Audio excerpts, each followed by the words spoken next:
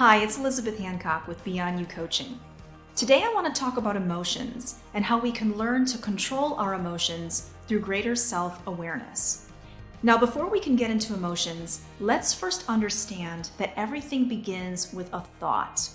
We may not think that a thought is a thing, but thoughts do carry a certain amount of energy.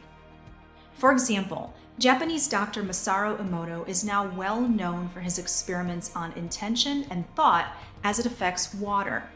Dr. Emoto studied the scientific evidence of how the molecular structure in water transforms and changes when it is exposed to human words, thoughts, sounds, and intentions.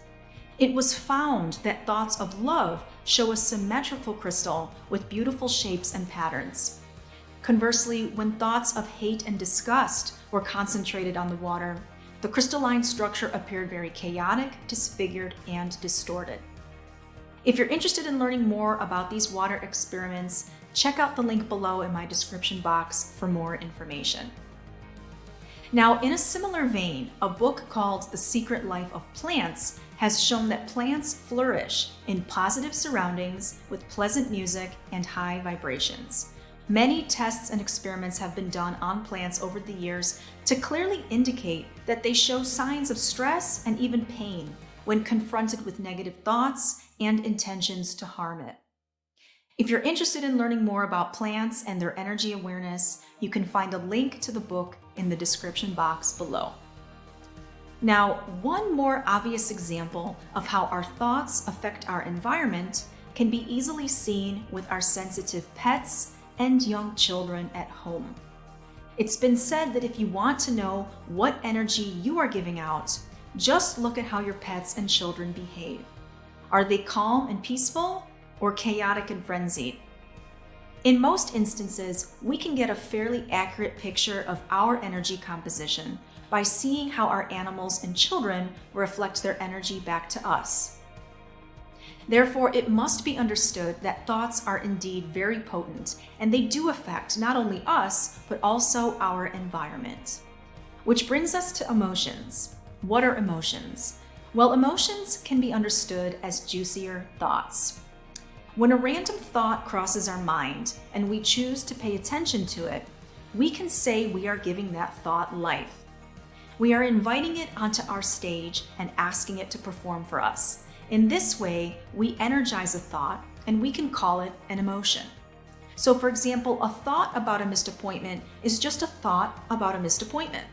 The information comes and goes across our mind. However, if we energize this thought by giving it more attention, we breathe more life into it and create associated feelings that match the thought. In this case, a missed appointment might conjure up emotions and feelings such as anxiety or even anger. So we can think of thoughts as the language of the mind and feelings as the language of the body. And along with this, it's also very important to know that all thoughts and emotions have a corresponding chemical composition in our physical bodies. So for example, anger always gives rise to the creation of adrenaline and cortisol. Too much of these hormones creates a chronic inflammatory response and suppresses our immune system, which over the long term can have devastating effects on our body and mind. Conversely, our body naturally releases chemical compositions of happy hormones, including endorphins, dopamine, oxytocin, and serotonin, when certain mental, emotional, and physical triggers are met. So we can easily see that each and every thought and corresponding emotion creates a chemical response in our physical body, kind of like a unique chemical soup. The only question is, what kind of chemical soup have you created within yourself? So it's a sobering realization that we are very much indeed responsible for our mental, emotional, and physical health. And it all starts with our thoughts. Now, this is where meditation comes into play. Let's remember that meditation is the stilling of the body and the mind to a state of elevated conscious awareness and presence. When we meditate, we essentially create a distance from the body, mind, and emotions. For advanced practitioners, thought slows down and eventually becomes non-existent. This distance allows us to occupy a space of elevated awareness. When we are aware, we don't get entangled with thoughts that do not serve us. When we are aware, we choose what we want to invest our precious energy into. And when we are aware, we choose what needs to be center stage in our lives. So a thought about compassion and love for another person is worth investing energy into. But a thought about making a mistake and feeling bad about ourselves is not worth investing energy into. So energy management is our responsibility. We manage our energy by being aware of our thoughts. Emotional control is obtained when we're able to take a step back and distance ourselves from our thoughts.